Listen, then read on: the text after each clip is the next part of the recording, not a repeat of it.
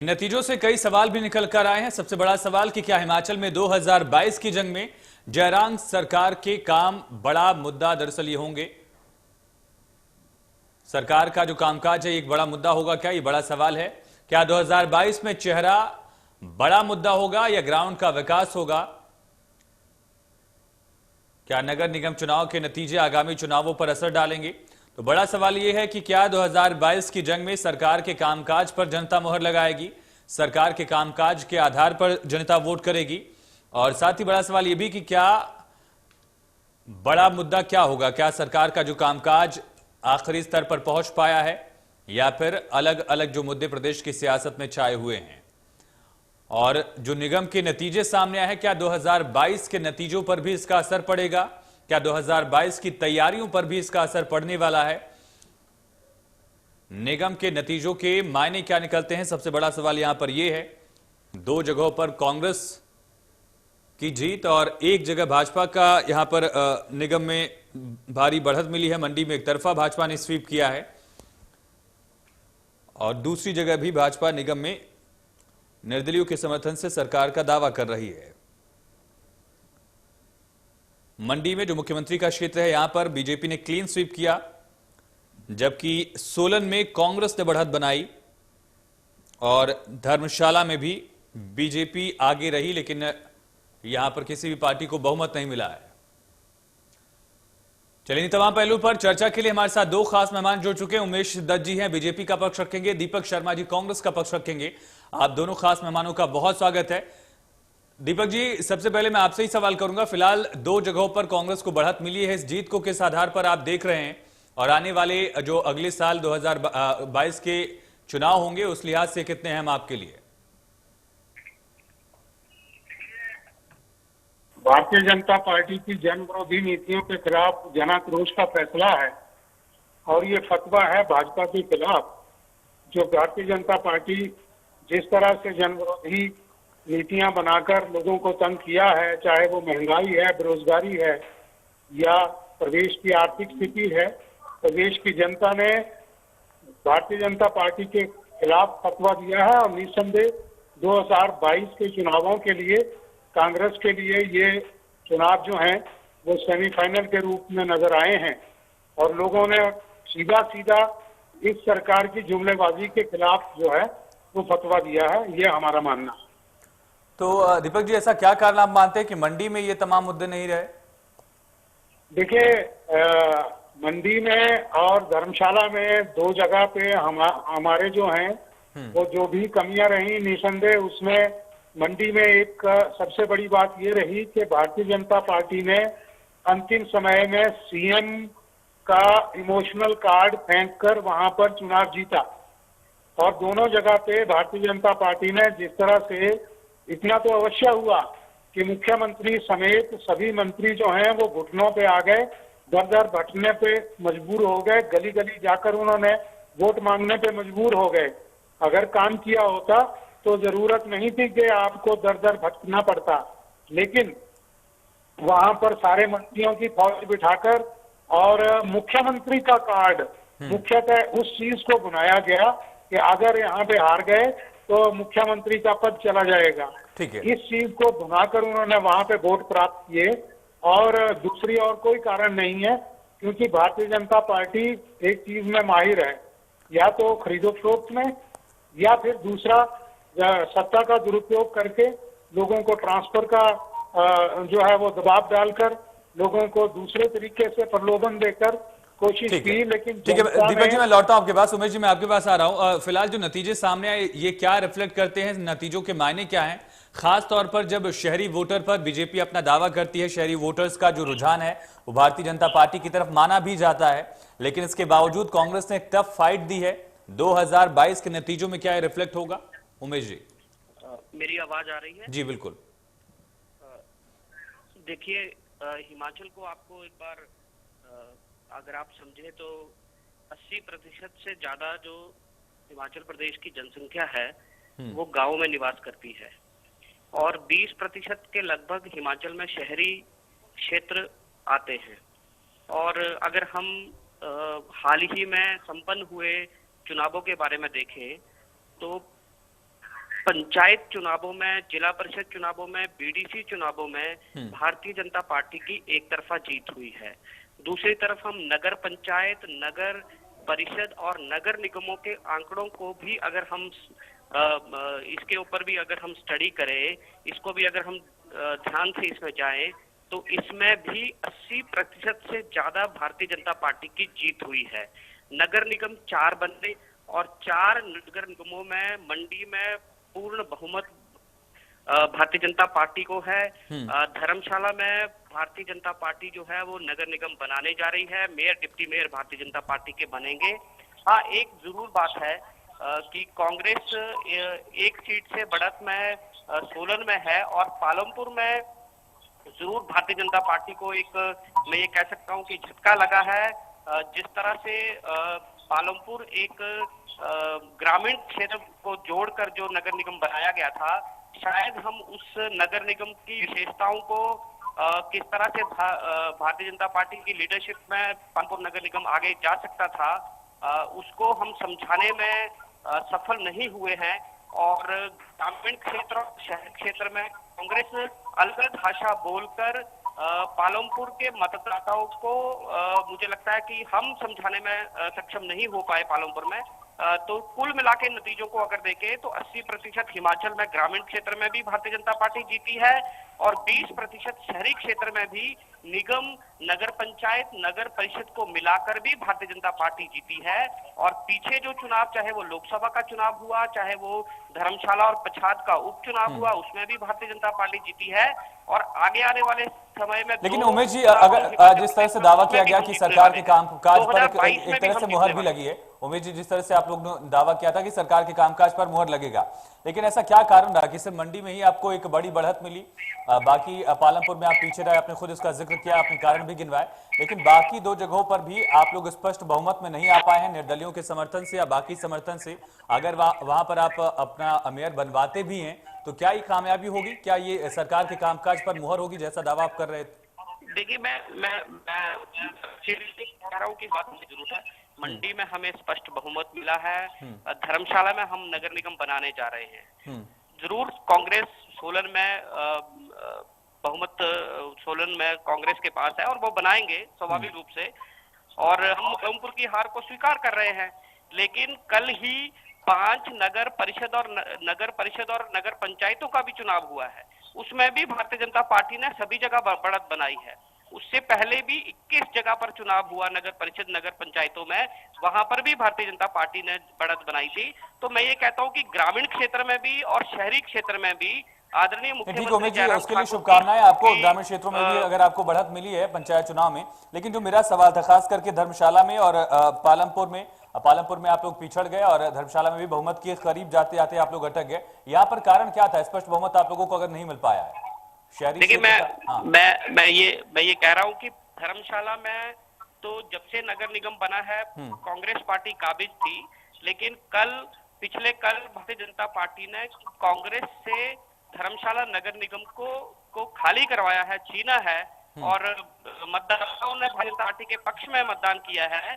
और निर्दलीय जो 2 लोग उसमें है, वो भारतीय जनता पार्टी के समर्थक कहे जाने वाले, वो भारतीय जनता पार्टी के नेताओं के संपर्क में भी आए हैं और हम संभवतः वहां पर मेयर भी बना रहे हैं और डिप्टी मेयर भी बना रहे हैं। लेकिन मैंने फिर कहा कि नगर निगम की विशेषताओं को, नगर निगम के प्रयास जो भारतीय जनता पार्टी ने पालमपुर में किए, उनको हम मतदाताओं तक पहुंचाने में सक्षम नहीं हो पाए। वहां हमारी कमी रही है, जिसका अवलोकन पार्टी कर रही है, और वहां की हार को हमने स्वीकार किया। ठीक है दीपक जी, आप लोगों ने इस आधार पर कहा कि सरकार के कामकाज को जनता ने नकारा है, सरकार के दावों को नकारा है, लेकिन बीजेपी इसको ओवरऑल बाय एंड लार्ज पर देख रही है। इसमें पंचायत चुनाव को भी जोड़कर देखा जा रहा है, निगम के चुनाव को भी देखा जा रहा है, परिषद के जो चुनाव थे उनके नतीजों को मिलाकर ओवरऑल बीजेपी ये दावा कर रही है कि अभी भी जो जनाधार है, अभी भी जो ज्यादातर वोटर्स हैं वो बीजेपी के साथ हैं, कांग्रेस के साथ नहीं है। दीपक जी, देखिए, ऐसा है, हम चाहते हैं कि बीजेपी इसी तरह खुशफहमी में रहे जिस तरह ये खुशफहमी में है। 4 नगर निगमों के चुनाव हुए और इन चारों में 2 जगह पे हम हारे और 2 जगह पे हम जीते। भारतीय जनता पार्टी क्यों स्वीकार करने में गुरेज करती है कि वो 2 जगह पे हारे हैं? ये क्या कह रहे हैं मंडी में हम जीते हैं, वहां हम सरकार बनाने जा रहे हैं। अरे धर्मशाला तो आप जोर तोड़ से कर रहे हो, आप शिमला में, आप सोलन में कह रहे हो कि वहां पे हम थोड़ा ही पीछे हैं। अरे आप स्पष्ट शब्दों में क्यों स्वीकार नहीं करते हैं जनता का फतवा कि वहां पर कांग्रेस का बहुमत है? आप स्वीकार कीजिए कि आपको पालमपुर में जो है मात्र 2 सीटें आई हैं, आप उस चीज में भी जो है गुरेज कर रहे हैं। खैर, अगर ये गुरेज कर रहे हैं, खुशफहमी में हैं, हम चाहते हैं ये इसी खुशफहमी में रहें। हकीकत ये है कि जनता ने बदलाव का फैसला कर लिया है और जनता आने वाले समय में यहाँ पर भारतीय जनता पार्टी को किनारा करने के लिए अपना मन बना चुकी। लेकिन दीपक जी, जो नतीजे हमारे सामने उसमें ऐसा भी नहीं लग रहा है कि कांग्रेस ने एक तरफा कहीं जीत हासिल कर ली हो। पालमपुर में जिस तरह से आप लोगों ने लीड हासिल की है, इसके अलावा बागेलैंड पर अगर बात करें तो फिर 2 जगह बीजेपी की भी मेयर सीट आती हुई दिख रही है, 2 जगह आप लोग जीत जाएंगे। बात यहाँ पर बराबरी पर आकर अटक जाती है और बीजेपी ये भी कह रही कि धर्मशाला कांग्रेस का परंपरागत गढ़ हुआ करता था, इससे हमने एक क्लोज फाइट में हमने यहाँ तक पहुंचे हैं हम, और कांग्रेस वहां पर साफ होती हुई दिख रही है। आप लोग वहां पर 5 सीटों से सिमट गए। देखिए, कांग्रेस का गढ़ वो जब था जब वहां पे कांग्रेस का विधायक था। वहां कांग्रेस का विधायक नहीं, वहां भारतीय जनता पार्टी का विधायक है, वहां सांसद भारतीय जनता पार्टी के हैं, सरकार भारतीय जनता पार्टी की है। तो वहां पर ये जो बात कर रहे हैं, हम ये कह रहे हैं कि आप पालमपुर में आप देखिए 15 सीटें हैं, उसमें से 11 हमारे हैं और उसमें भी जो इंडिपेंडेंट है वो भी हमारा है। तो इनके हाथ तो मुश्किल से 2 सीटें आई हैं, ये उसको भी नकार रहे हैं और उसको भी मानने से मना कर रहे हैं। हम चाहते हैं ये ऐसी खुशफहमी में रहें ताकि आने वाले समय में जब अभी उपचुनाव होंगे तो इनको पता लग जाएगा। धर्मशाला की बात कर रहे हैं, धर्मशाला इनको कौन सा पूर्ण बहुमत मिला है? इनको पूर्ण बहुमत नहीं है। ये वहां पर जो है ये जोड़ तोड़ से इंडिपेंडेंट की बैसाखियों के नहीं दीपक जी, जब आपको पालमपुर में निर्दलीय का समर्थन हो तब ठीक है, लेकिन धर्मशाला में अगर बीजेपी को वही निर्दलीय मिल जाए तो फिर वहां जोड़ तोड़ हो जाता है, ये कैसे होगा? नहीं, देखिए, अगर हम निर्दलीय से ले रहे हैं तो हम उसको स्वीकार करते हैं कि हमें समर्थन नहीं है, हम उनका समर्थन ले रहे हैं। लेकिन ये तो ये कह रहे हैं एक जगह हम जीते हैं प्रचंड बहुमत, दूसरी जगह हम थोड़ा सा पीछे हैं, तीसरी जगह हम जो है बनाने जा रहे हैं। आप सीधी स्पष्ट शब्दों में क्यों नहीं मानते कि हम 2 जगह हारे हैं, 2 जगह जीते हैं? जनता ने इनके खिलाफ फतवा दिया है, आप उसको मानिए, स्वीकार कीजिए। देखिए, हम स्वीकार कर रहे हैं कि 80% ग्रामीण क्षेत्र में 80% जो हिमाचल प्रदेश का 80% हिस्सा है, वहां पर 80% से ज्यादा हम जीते हैं। शहरी क्षेत्र जो 20% है उसमें 90% से ज्यादा हम जीते हैं। और दूसरी बात जो आपने धर्मशाला की कही, देखिए, जहां पर बहुमत नहीं आता है वहां गठजोड़ करके ही देश भर में सरकारें चलती हैं, वहां पर अपनी निगम बनाई जाती है और स्वाभाविक रूप से निर्दलीय पार्षद भारतीय जनता पार्टी के नजदीक आएंगे तो वास्तव में भारतीय जनता पार्टी जो है वो अपना निगम वहां पर बनाएगी। हमने पालमपुर की हार को स्वीकार किया है, लेकिन अगर आप उसमें भी डिटेल में जाना चाहते हैं तो आप बहुत ज्यादा खुशफहमी में आप ना रहें तो अच्छा रहेगा, क्योंकि पालमपुर अगर विधानसभा क्षेत्र को अगर आप स्टडी करेंगे तो आधे विधानसभा क्षेत्र में 2 जिला परिषद भी भारतीय जनता पार्टी जीती है, जो पंचायतें वहां पर आती है वहां पर भी भारतीय जनता पार्टी जीती है और 2 बीडीसी जो वहां पर बनी है वो भी भारतीय जनता पार्टी की बनी है। और भारतीय जनता पार्टी केवल 2200 वोट कांग्रेस से वहां पीछे है। अगर बड़े परिप्रेक्ष्य में देखें तो पालमपुर विधानसभा क्षेत्र में अब भी भारतीय जनता पार्टी आगे है, लेकिन नगर निगम के चुनाव में जो भारतीय जनता पार्टी की पराजय पालमपुर में हुई है उसको हम स्वीकार करते हैं। हम लोगों के बीच में फिर से जाएंगे, लोगों के बीच में अपनी बात को रखेंगे और संभवतः आगे वाले समय में जनता को अपने साथ जोड़ेंगे। सोलन में कोई उम्मीद है? सोलन में भी कोई उम्मीद है? आप लोग बहुत नजदीक थे वहां पर। देखिए, सोलन में हम जनादेश का समर्थन करते हैं और संभवतः 9 सीटें जीतकर कांग्रेस वहां बहुमत के उनके पास है तो वो बनाएंगे। ठीक है दीपक जी, बीजेपी से अभी भी पूरे तरीके से ग्राम पंचायत के जो पंचायत चुनाव के नतीजे थे, परिषद चुनाव के जो नतीजे हैं और निगम चुनाव के नतीजे हैं, उस आधार पर देख रही कि ओवरऑल जो है जन समर्थन बीजेपी के पास है, तो इसे खारिज क्यों किया जा रहा है? किस आधार पर आपकी तरफ से? देखिए, मैं यही कहना चाहता हूँ, जहाँ चुनाव पार्टी चिन्ह पे हुए हैं उनसे तो बात ठीक है, पंचायत चुनावों में पार्टी चिन्ह पे चुनाव नहीं हुए। ये जो कह रहे हैं, हमने पहले भी इनसे कहा था कि इनके जो इन्होंने अधिकृत प्रत्याशी घोषित किए थे वो 70% हारे हैं। जोड़ तोड़ करके अगर आप कहें कि हमारे सरकारें बनी हैं, तो हम पहले भी मैंने कहा, मैं बार बार इस बात को कहूंगा, इस खुशफहमी में इनको रहने दीजिए। लेकिन जहां चुनाव पार्टी चिन्ह पे हुए हैं वहां पर जनता ने अपना फतवा जो है वो इस सरकार के खिलाफ दिया है। महंगाई, बेरोजगारी, किसानों की समस्याएं और आर्थिक संकट, इसके ऊपर हिमाचल की साक्षर जनता इस सरकार की अनुभवहीनता और इसकी असंवेदनशीलता की वजह से इस सरकार के खिलाफ जन आक्रोश है। जनता इनके खिलाफ खड़ी है और ये आक्रोश 2022 तक बरकरार रहेगा। आपको लगता है कि इन्हीं मुद्दों पर यकीनन और पंचायत 2022 में कांग्रेस प्रचंड बहुमत के साथ सरकार बनाएगी, ये कहीं नजर भी नहीं आएंगे। उमेश जी, देखिए, ये दीपक जी भारतीय जनता पार्टी के नेताओं को खुशफहमी में रहने की नसीहत दे रहे हैं, लेकिन मैं कह रहा हूं कि ये खुशफहमी में रहें और ये पूरे हिमाचल को एक साथ देख ही नहीं सकते हैं। एक साथ देखने का इनका कल्चर ही हिमाचल प्रदेश को नहीं है।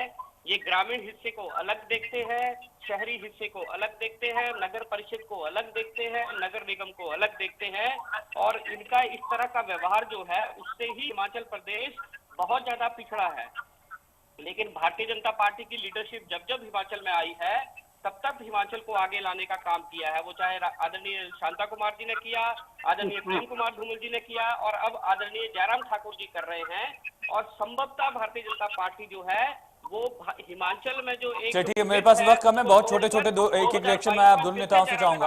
उमेश जी, मेरा सवाल आपसे ये कि जो नतीजे आए हैं वो रिफ्लेक्ट होगा 2022 में, या पंचायत चुनाव से लेकर परिषद चुनाव और फिर ये निगम चुनाव मिला के रिफ्लेक्ट होने वाला है? देखिए, समग्र हिमाचल का विकास और समग्र हिमाचल का चित्र ही रिफ्लेक्ट होगा। मैंने कहा कि पंचायतों में भी भारतीय जनता पार्टी को बहुमत, नगर निगम में भी भारतीय जनता पार्टी को बहुमत और नगर परिषद, नगर पंचायतों में भी भारतीय जनता पार्टी को बहुमत है। धर्मशाला कांग्रेस से हमने छीना है, मंडी हमने बनाया है, सोलन में हम बहुत क्लोज हैं, पालमपुर की हार को हमने स्वीकार किया है। हम लोगों के बीच में फिर से जा रहे हैं, अपनी योजनाओं को लेकर फिर से जाएंगे और संभवतः एक समग्र हिमाचल के विकास को लेकर 2022 में फिर से आदरणीय जयराम ठाकुर जी जो है इस प्रदेश का नेतृत्व करेंगे और कांग्रेस के लोग इसी तरह से खुशफहमी में रहेंगे, ऐसा मेरा मानना है। फहमी या फिर क्या है? देखिए, ये वो लोग हैं जो हिमाचल प्रदेश की आज हितैषी बनकर बात कर रहे हैं। हिमाचल प्रदेश का जब गठन होना था, ये वही लोग हैं जिन शांता कुमार जी की बात कर रहे हैं। ये वही लोग हैं, ये वही कुनबा है सारा, जो स्टेट हुड मारो ठुड कहकर हिमाचल प्रदेश के गठन का विरोध करते थे। हिमाचल को बनाया कांग्रेस में, संवारा कांग्रेस में, इसका आधुनिक निर्माता के रूप में वीरभद्र सिंह जी को जाना जाता है, इसके गठन में वाई.एस. परमार जी को जाना जाता है। इन्होंने तो ऊपर नीचे की राजनीति की, ये ऊपर का हिमाचल, ये नीचे का हिमाचल, ये धर्म का, ये क्षेत्र का, ये जातिवाद का। आज ये हिमाचल के हितैषी बन रहे हैं जिन्होंने हिमाचल के गठन के वक्त कहा कि स्टेट हुड मारो ठुड। किसने कहा था? शांता कुमार जी ने। इन सब लोगों ने काले बिल्ले लगाए थे जब हिमाचल प्रदेश बना था। आज ये हिमाचल प्रदेश के हितैषी बन बैठे हैं। ये हिमाचल के हितैषी नहीं है, ये सिर्फ वोटों के हितैषी हैं। लेकिन दीपक जी, जिस तरह से आपने, ठीक है मैं इस पर उमेश जी से जवाब लूंगा, लेकिन मेरा इसी से जुड़ा हुआ सवाल है, अगर आप लोग निगम चुनाव के इस नतीजे को अपनी जीत के आधार पर लेते हैं, बीजेपी की हार के आधार पर लेते हैं, तो इसके पहले के चुनाव को उसी आधार पर, उसी पैमाने पर आप क्यों नहीं तोलते? चाहे वो लोकसभा चुनाव हो, उपचुनाव की बात कर ली जाए, पंचायत चुनाव में आपने हालांकि ये खारिज किया कि सिंबल नहीं थे, लेकिन इसके अलावा बाकी चुनाव को उसी पैमाने पर क्यों नहीं तोला जाता? फिर दीपक जी मुझसे कह रहे हैं? हाँ, क्या कह रहे हैं दीपक जी? मेरा सवाल यही था कि चलिए ठीक है, एक बार को फर्ज कर लेते हैं कि जो निगम चुनाव के नतीजे आए हैं आपके पक्ष में आए हैं, इसी आधार पर 2022 के नतीजे भी आपके पक्ष में आ जाएंगे। एक बार को मानते हैं तो, लेकिन बाकी चुनाव को भी इसी पैमाने पर आपकी तरफ से क्यों नहीं तौला जाता है, चाहे वो लोकसभा चुनाव हो या फिर लोकसभा और इस निगम चुनाव के बीच में जो चुनाव हुए थे सारे? नहीं नहीं, हमने खुले मन से माना है। हाँ। हम लोकसभा चुनाव हारे हैं। हाँ। हम विधानसभा चुनाव हारे हैं। हमने उसमें कब कहा कि हम स्वीकार नहीं करते हैं? हम स्वीकार करते हैं, हम वहां पे हारे हैं। हम इससे पहले हारते आ रहे थे। ये इस सरकार की जन विरोधी नीतियों के बाद और कांग्रेस ने 2 साल में हमारे प्रदेश अध्यक्ष कुलदीप सिंह राठौर जी ने जिस तरह से कार्यकर्ताओं का जोश बढ़ाया, जिस तरह से मनोबल ऊंचा किया, जिस तरह से इस सरकार को बेनकाब किया, खासकर कोरोना संकट काल में जो भ्रष्टाचार किया इस सरकार ने, इनके अध्यक्ष को जो है वो इस्तीफा देना पड़ा, इनके एक डायरेक्टर हेल्थ को जो है वो जेल जाना पड़ा। ये सब चीजें जब उभारी और जनता के बीच जब महंगाई सामने आई, जनता ने खुद देखा कि कांग्रेस जो है वो संघर्ष करके ठीक बात कर रही है। हम तो लॉजिकल मुद्दों की बात करते हैं। जब हारे हैं तो हारे हैं, जब जीतने जा रहे हैं तो जीतने जा रहे हैं। उमेश जी, क्या ये मुद्दे सच में हावी होते हुए दिख रहे हैं, क्योंकि महंगाई का जो सीधा असर आम जनता पर पड़ता है? देखिए, मुझे लग रहा है कि ये जो मुद्दे इन्होंने अपने प्रदेश अध्यक्ष जी का गुणगान किया है, उन्होंने अंब में, कंडा घाट में, आंधी में, निरमंड में, मेरवा में, मंडी में, धर्मशाला में अपने कार्यकर्ताओं का मनोबल क्यों नहीं बढ़ाया? उनका मनोबल सोलन में और पालमपुर में ही बढ़ा, बाकी जगह क्यों नहीं बढ़ा? पंचायत के चुनावों में उनका मनोबल कहाँ चला गया था? और पंचायत के चुनाव में तो कांग्रेस कह रही कि उसमें सिंबल था ही नहीं। भ्रष्टाचार की आप ठीक कह रहे हैं, वो जो सिंबल पे चुनाव है उससे होता है। भ्रष्टाचार की बात तो कांग्रेस करे ही ना, जो पार्टी अपने अच्छा आप करें तो शिष्टाचार 12 करोड़ का बिल अपने ही हाईकमान को दे सकती है। हमने कोई बिल नहीं दिया। ये आपका, ये कांग्रेस का जो है, ये मुख्यमंत्री जो है वो कांग्रेस के अकाउंटेंट नहीं है जो आप बात कर रहे हो, ये आपके द्वारा घड़ा गया है। अगर इसमें हिम्मत है आप उस डॉक्यूमेंट को बाहर लाइए। हमारे प्रदेश आप करें तो शिष्टाचार, दूसरा करें तो भ्रष्टाचार। आपके भ्रष्टाचार को क्यों उजागर नहीं करेंगे? सुन लेते हैं दीपक जी, सुनते हैं। करोड़ का बिल हाईकमान को दिया गया, उसके बारे में आपके अरे दिया गया, अगर आप में हिम्मत है तो उस डॉक्यूमेंट को बाहर लाएं, आप भी और मुख्यमंत्री भी, फिर आपसे माने हम। समय आने पर वो डॉक्यूमेंट भी कौन सा समय आने पर? हम आपको ओपन इस मंच से चुनौती देते हैं। आप आगे आकर उसका या तो उसमें माफी मांगे जनता से, या फिर उस डॉक्यूमेंट को बाहर लाएं। आप आइए ना मीडिया के सामने डॉक्यूमेंट को। कुमार जी को इस प्रदेश में पानी वाला मुख्यमंत्री मानते हैं, प्रेम कुमार धूमल जी को सड़कों वाला मुख्यमंत्री मानते हैं, लेकिन और इनको होर्डिंग वाला मुख्यमंत्री मानते हैं, पलटू सरकार का मुख्यमंत्री मानते हैं कि मात्र होर्डिंग लगाने के अलावा बताओ क्या किया? जुमलेबाज। अधिकतर समय कोर्ट में बीता है, ऐसे मुख्यमंत्री के रूप में जाना। ठीक है, आप इसी बहसबाजी में नहीं पड़ते, लेकिन दीपक जी मैं आपके पास ही आता हूँ। क्या ऐसा मुद्दा होने वाला है जो सबसे बड़ा मुद्दा होगा इस चुनाव में भी? अगर बात की जाए तो सबसे बड़ा मुद्दा क्या था? किसान आंदोलन का जिक्र बहुत ज्यादा लाजमी इस चुनाव में इस वजह से नहीं हो सकता है क्योंकि जो नगर निगम की थी वो शहरी आबादी थी ज्यादातर। कौन सा ऐसा बड़ा फैक्टर आप मानते हैं जो आपके पक्ष में गया, बीजेपी के खिलाफ गया? देखिए, महंगाई, बेरोजगारी और आर्थिक संकट और इस सरकार की नाकामियां, वो सबसे बड़ा मुद्दा रहा जो असंवेदनशील रही। शहरी क्षेत्रों के छोटे व्यापारी इनसे कोरोना संकट काल में दरियाफ्त करते मर गए कि हमें जो है वो आर्थिक सहायता दीजिए। न जीएसटी में, न इनको होटलियर्स के लिए, न दूसरों के लिए उन्होंने किसी तरह का कोई इनको जो है वो आर्थिक सहायता नहीं दी। उल्टा होटल व्यवसायियों के पूरे कोरोना संकट काल के भी जो है वो कमर्शियल बिल लिया गया उनसे बिजली का। तो ये असंवेदनशीलता इस सरकार की जो है वो जनता के बीच जो है वो सामने आ गई है और बेनकाब हुए हैं इनकी असफलताएं।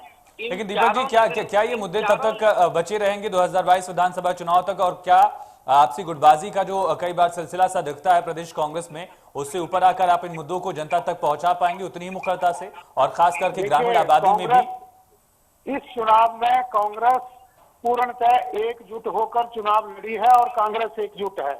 अगर गुटबाजी है तो भारतीय जनता पार्टी में है, जिनके विधायक ही विद्रोह करके मंडी में खड़े हैं, जिनके मंत्री जो हैं वो सत्ता संघर्ष में कब कुर्सी मुख्यमंत्री की लुढ़के और मैं आऊं इस चक्कर में लगे हैं। सोलन में जिस ढंग से बाकी जगह पे, तो भारतीय जनता पार्टी ही भारतीय जनता पार्टी को हराने में लगी है, गुटबाजी तो इनमें है। हमारे में जहां तक आपने बात की आने वाले टाइम के मुद्दों की, सबसे बड़ा मुद्दा महंगाई, भ्रष्टाचार और बेरोजगारी है, जो आने वाले टाइम में जनता इनके खिलाफ फतवा देगी। उमेश जी, गुटबाजी आपके यहाँ है और यही वजह है कि गुटबाजी से ही आप लोग पिछड़ रहे हैं। किसके कहने पे किसके 14 जगह 14 प्रत्याशी मुख्यमंत्री के कांग्रेस में घूम रहे हैं? ये सारे मुद्दे जो आपने गिनाए, मैं फिर पूछ रहा हूँ कि ये सारे मुद्दे धर्मशाला में कहाँ गए? ये सारे मुद्दे मंडी में कहाँ गए? ये सारे मुद्दे सोलन में हम एक सीट से पिछड़े हैं, वहां पर ये सारे मुद्दे कहाँ गए? आप इन मुद्दों के रूप में देश की, प्रदेश की जनता को बरगलाने का प्रयास ना करिए। प्रदेश की जनता आपके साथ नहीं है। मैं स्पष्ट रूप से कह रहा हूं कि पंचायत से लेकर नगर परिषद, नगर निगम, नगर पंचायत तक भारतीय जनता पार्टी के साथ प्रदेश की जनता खड़ी है और संभवतः 2022 में इसी जनता के दम पर, इसी जनता के वोट से हिमाचल प्रदेश में भारतीय जनता पार्टी आदरणीय जयराम ठाकुर के नेतृत्व में फिर से सरकार बनाएगी। लेकिन इसके अलावा उमेश जी, सवाल ये तो उठता है, ठीक है ये मुद्दे मंडी में गायब हो गए, चलिए मान लेते हैं मंडी में ये मुद्दा नहीं था, ये मुद्दा सोलन में भी कुछ हद तक रहा हो या ना रहा हो, लेकिन बाकी जगह ये मुद्दे रहे होंगे तभी आप लोग इतना पिछड़े। पालनपुर में ऐसा क्या फैक्टर था जो सबसे ज्यादा खिलाफ गया, जो सबसे ज्यादा बीजेपी के अगेंस्ट गया, जो इतना नीचे आप लोग चले गए, 2 सीट तक सिमट गया पालनपुर में? पालनपुर में हम अपनी हार को स्वीकार कर रहे हैं, उसके ऊपर पार्टी की जो लीडरशिप है उसके ऊपर विचार कर रही है। जो लोग उस चुनाव में इन्वॉल्व थे उनसे बातचीत की जा रही है और फिर से अब पार्टी की सारी कमियों को दूर करते हुए पालमपुर विधानसभा सीट भी जो है वो आगे आने वाले समय में 2022 में भारतीय जनता पार्टी का ही प्रत्याशी वहां जीत कर आएगा। दीपक जी, देखिए, मैंने कहा कि ईश्वर इनको इसी खुशफहमी में रखे और जो इबारत लिखी हुई है दीवार के ऊपर कि ये सरकार अब जाने वाली है, जनाक्रोश इनके खिलाफ है और कांग्रेस जो है वो पूर्ण एकजुट होकर आगामी संघर्ष के लिए तैयार है। ये लेकिन देखिए दीपक जी, जो मुद्दे आपकी तरफ से गिनाए गए वो मंडी में क्यों नहीं दिखे? बीजेपी ये पूछ रही है, मुद्दा सोलन में उस तरह हावी क्यों नहीं रहा जो मुद्दा आपकी तरफ से गिनाया जा रहा है? और इसके अलावा धर्मशाला में भी बीजेपी सबसे बड़ा दल है, तो ऐसे में सवाल जमीन पर ये तो सवाल उठेगा ही कि अगर ये मुद्दे बड़े थे तो फिर उसी आधार पर इसका नतीजा, निष्कर्ष क्यों नहीं दिखा परिणामों में? नहीं, देखिए, इनका 2 जगह पे नतीजा आया है। जहां तक मंडी की आपने बात की, मंडी में इन्होंने मुख्यमंत्री पद को, जब मुख्यमंत्री गली गली जाकर कह रहे थे कि अगर हार गए तो मेरा पद चला जाएगा, मंडी के सम्मान की बात है, इन्होंने मुख्यमंत्री पद का इमोशनल कार्ड खेला और उसके ऊपर जनता की भावनाओं को इन्होंने भड़का लिया। जनता की भावनाओं को भड़काने में तो ये शेर है ना, बब्बर शेर है, ये शिरोमणि है। ये रणनीति बीजेपी की 2022 में नहीं होगी, इसकी क्या गारंटी है? किस तरह से आप आश्वस्त हैं? राष्ट्रवाद के नाम पे करते हैं। दीपक जी, अगर यही रणनीति कामयाब रही बीजेपी की, जनता के बीच में, ठीक है दीपक जी, अगर यही रणनीति बीजेपी की कामयाब रही तो फिर 2022 में कामयाब नहीं होंगे ये, लोगों को पता लगा। ऐसे कैसे आश्वस्त हैं आप? क्या कह रहे हैं दीपक जी? मेरा सवाल ये था कि अगर बीजेपी की यही रणनीति मंडी में कामयाब रही तो यही रणनीति फिर आगे चलकर 2022 में उनके लिए फायदेमंद नहीं होगी, कामयाब नहीं होगी, इसकी कैसे गारंटी ले रहे हैं आप? कैसे आश्वस्त हैं इसको लेकर? तो मंडी नगर निगम में या मंडी के एक क्षेत्र में अगर ये कर सकते हैं तो 68 सोलन में भी क्लोज फाइट आपको मिली है, धर्मशाला में भी बीजेपी सबसे बड़ा दल बनकर उभरा है, ऐसे में ये कहना कि कांग्रेस वहां पर जीत गई है, कांग्रेस को बहुत ज्यादा बढ़त है, ठीक है कांग्रेस ने फाइट दी है, बीजेपी भी तो बरकरार है जी। प्रदेश की 68 विधानसभा क्षेत्रों में अगर ये 2-4 के ऊपर अपना कार्ड खेल सकते हैं तो बाकियों के ऊपर इनके विरुद्ध जो जनता है, और ये कार्ड हमेशा नहीं चलता है, ये आप एक बार चला लोगे, 2 बार चला लोगे। अभी तो मंडी की लोकसभा का बाई इलेक्शन है, अभी फतेहपुर का बाई इलेक्शन है, इनको खुद अपने आप आटे दाल का भाव पता लग जाएगा, उसके बाद चर्चा कीजिएगा। ऐसा तो नहीं होगा दीपक जी, एक बार फिर से सरकारी मशीनरी वाले आरोप फिर से लगने लगेंगे उपचुनाव के बाद? देखिए, वो आसान आरोप है कांग्रेस के पास, ये इस चीज में भारत हासिल है इनको कि लोकतंत्र की हत्या करने की जब बात आएगी, लोकतंत्र की हत्या सबसे ज्यादा इस देश में कांग्रेस ने की है। सबसे ज्यादा बार लोकतंत्र की हत्या कांग्रेस ने की है। कांग्रेस ये ना सिखाए बात किसी को। ठीक है उमेश जी, मैं लौटा हूँ। खरीदो फरोख्त की, जिस तरह इन्होंने पूरे देश में चुने हुए नुमाइंदों की खरीदो फरोख्त करके वह अपनी पार्टी से खड़ा करके इन्होंने जो है लोकतंत्र की हत्या की है। और दुर्भाग्य इस बात का है कि इस चीज को ये पंचायत समिति तक ले गए, जो पंचायतें जिनको जो है लेकिन दीपक जी फिर ये सवाल उठेगा ना कि अगर फर्ज कर भी लेते हैं कि बीजेपी ऐसा कर रही तो कांग्रेस के लोग बिक क्यों रहे हैं? क्या कांग्रेस का काडर मजबूत नहीं है? कांग्रेस का केंद्रीय आलाकमान मजबूत नहीं है? ऐसा क्या कारण है? नहीं, हम लोग पिछले 2 सालों में हिमाचल प्रदेश में अप्रत्याशित रूप से संगठित हुए हैं। हमारे अध्यक्ष कुलदीप सिंह राठौर जी ने हर लीडर को हमारे मार्गदर्शक वीरभद्र सिंह जी के नेतृत्व में एकजुट किया है और हमारा लक्ष्य अब एकमात्र एक है कि 2022 में कांग्रेस को सत्तासीन करना है। ठीक उसके है, लिए ठीक है उमेश जी, ठीक है उमेश जी, मेरा सवाल आपसे मनोबल भी ऊंचा है। ठीक है, कांग्रेस दावा कर रही है कि जो नतीजे आए हैं इसी तरह से आगे आने वाले उपचुनाव भी हम ही जीतेंगे। उमेश जी, देखिए आप इस चुनाव को मैं ये कह रहा हूँ कि फिर से एक बार अध्ययन करने की जरूरत है। 2019 के लोकसभा चुनावों में 68 के 68 विधानसभा क्षेत्रों में हम आगे थे, भारतीय जनता पार्टी आगे थी। धर्मशाला और पछाद का चुनाव भी हमने जीता। ग्रामीण क्षेत्र में 80% से ज्यादा चुनाव जो है वो भारतीय जनता पार्टी ने जीते। नगर निगम, नगर परिषद, नगर पंचायत में भी 90% से ज्यादा जीत भारतीय जनता पार्टी की हुई है। मैं दावे से कह सकता हूं कि हम मंडी का उपचुनाव भी जीतेंगे, फतेहपुर का उपचुनाव भी जीतेंगे और हिमाचल प्रदेश के इतिहास में पहली बार भारतीय जनता पार्टी फिर से सत्तासीन होगी और आदरणीय जयराम ठाकुर जी फिर से मुख्यमंत्री बनेंगे। और कांग्रेस मुझे लगता है कि स्पष्ट करे कि 14 मुख्यमंत्री की जो प्रत्याशी इनके घूम रहे हैं पूरे प्रदेश में, उनके लीडरशिप में कैसे कांग्रेस मजबूत दिखाई दे रही है। हर जगह कांग्रेस बटी हुई है। ठीक है, मैं इसका जवाब दीपक जी से लूंगा, लेकिन 2022 का प्लान आप लोगों का क्या है? किस आधार पर ये चुनाव आप लोग जीतने का दावा कर रहे हैं? क्या मुख्यमंत्री का जो चेहरा है उस आधार पर, सरकार का कामकाज होगा, या फिर विपक्ष की नाकामियां जिनका दावा आप करते हैं? मैं कह रहा हूं कि देश में भारतीय जनता पार्टी की सरकार है, लगातार कई योजनाएं चल रही हैं जिसका लाभ नीचे जनता को मिल रहा है। हिमाचल प्रदेश के मुख्यमंत्री जयराम ठाकुर एक सरल स्वभाव के, सबके साथ जिनका नाता है, कई बार वो विधानसभा क्षेत्रों का दौरा कर चुके हैं। कई तरह की योजनाएं जो सीधा सीधा लोगों को लाभ पहुंचा रही हैं, ऐसी योजनाएं उन्होंने शुरू की हैं और संभवतः इस सारे विकास के मुद्दों को लेकर मैं एक चीज बोलना चाहता हूं कि कोविड के दौरान भी अपने पूरे एक वर्ष में 5,000 करोड़ से ज्यादा की घोषणाएं और कई योजनाओं को चलाने का काम आदरणीय जयराम ठाकुर जी ने किया है। तो केंद्र की सरकार, जयराम ठाकुर जी की सरकार, इन सारी सरकारों का जो विकास कार्य है उसके आधार पर भारतीय जनता पार्टी लोगों के बीच में जाएगी और संभवतः बड़े अच्छे मार्जिन से, अच्छी सीटों से भारतीय जनता पार्टी इस प्रदेश में जो कांग्रेस ने मिथ तैयार किया है कि एक बार एक आएगा, एक बार दूसरा आएगा, उसको तोड़ते हुए फिर से भारतीय जनता पार्टी जो है वो जयराम ठाकुर के नेतृत्व में सरकार बनाएगी। ठीक है दीपक जी, विधानसभा उपचुनाव में क्या प्लान होगा आपका? साथ साथ विधानसभा चुनाव यानी कि 2022 का जो सफर है उसकी मंजिल तक कैसे पहुंचेंगे, जीत का सफर कैसे तय करेंगे? देखिए, कांग्रेस पार्टी ने अपना पूरा एक खाका जो है वो खींच लिया है और हमारा कार्यकर्ता पूरे जोश में है। निसंदेह हम फतेहपुर उपचुनाव भी जीतेंगे, मंडी में सीट इनके पास थी, उस सीट को भी इनसे छीनेंगे। लेकिन बीजेपी ये कह रही है, दीपक जी मैं रोक नहीं रहा आपको, आप बात पूरी करिएगा। बीजेपी ये कह रही है कि आपके यहाँ 15 चेहरे, हमारे यहाँ एक ही चेहरा है सीएम का। ये गलत कह रहे हैं, हमारे 15 नहीं, हमारे 68 हैं। 68 विधानसभा क्षेत्र में 68 तजुर्बेकार लोग बैठे हैं। इनकी तरह नौसिखिए नहीं बैठे हैं जो बैठकर बेड़ा गर्क करते हैं पूरे प्रदेश का। हमारे 68 में से 44 भारतीय जनता पार्टी के जीते हैं। उन 68 विधानसभा क्षेत्रों में 44 भारतीय जनता पार्टी के जीते हैं और अगर वो काबिल चेहरे होते तो 2019 के चुनाव में 68 के 68 में आप पिछड़ते नहीं। अगर आपके पास वो तजुर्बेकार होते तो 68 के 68 में आप पिछड़ते नहीं। उमेश जी सुन लेते हैं, उमेश जी सुन लेते हैं, दीपक जी कहिए।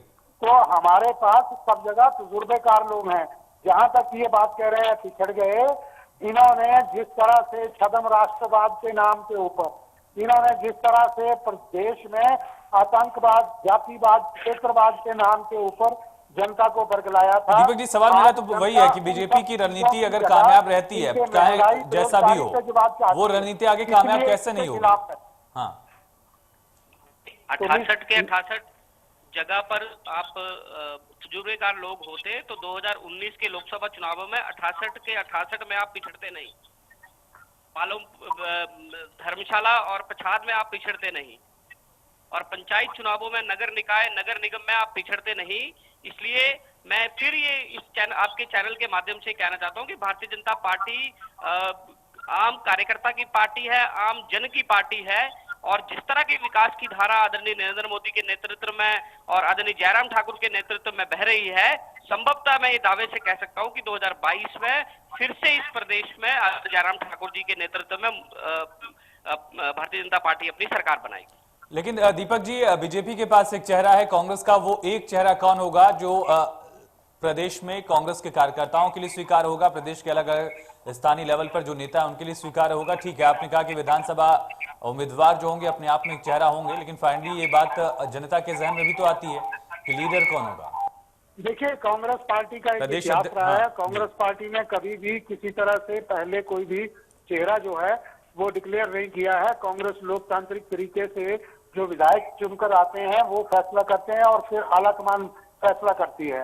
हमारे यहाँ सब सक्षम लोग हैं, एक से एक बढ़कर हैं, कोई ये नहीं कह सकता है कि यहाँ पे नहीं है। नौसिखिए इनके पास है, इनको जरूरत है अपना चेहरा बनाने की, हमें चेहरा बनाने की जरूरत नहीं है। कांग्रेस का चेहरा कांग्रेस का विकास है जो कांग्रेस ने किया है। कांग्रेस का चेहरा जो है वो कांग्रेस की नीतियां हैं जो सर्वधर्म समभाव की हैं। हम उन नीतियों कार्यक्रमों के ऊपर चुनाव लड़ते हैं, हम चेहरे के ऊपर चुनाव नहीं लड़ते। हम लोकतंत्र की रक्षा करने वाले, लोकतंत्र को मजबूत करने वाली पार्टी है। हम इनकी तरह तानाशाही पैदा करने वाली पार्टी नहीं है। हम निसंदेह जो भी जब समय आएगा सभी एकजुट होकर प्रदेश में लड़ेंगे और आपके सामने 2022 में आप देखेंगे कि प्रचंड बहुमत के साथ सरकार बनाकर बीजेपी को सत्ता से बाहर करेंगे। उमेश जी, मैं फिर वही बात करना चाह रहा हूं कि आप चेहरा बताएं। 14 चेहरे आपके प्रदेश भर में घूम रहे हैं, पालमपुर में जश्न मनाने के लिए आते हैं, लेकिन मंडी में उस हार को स्वीकार करने के लिए कोई नहीं जा रहा है। और हाईकमान की बात कर रहे हैं तो एक ही परिवार के 3 लोग जो हैं वो हाईकमान बने हैं। डेमोक्रेसी, किस तरह के लोकतंत्र की बात आप पार्टी में कर रहे हैं?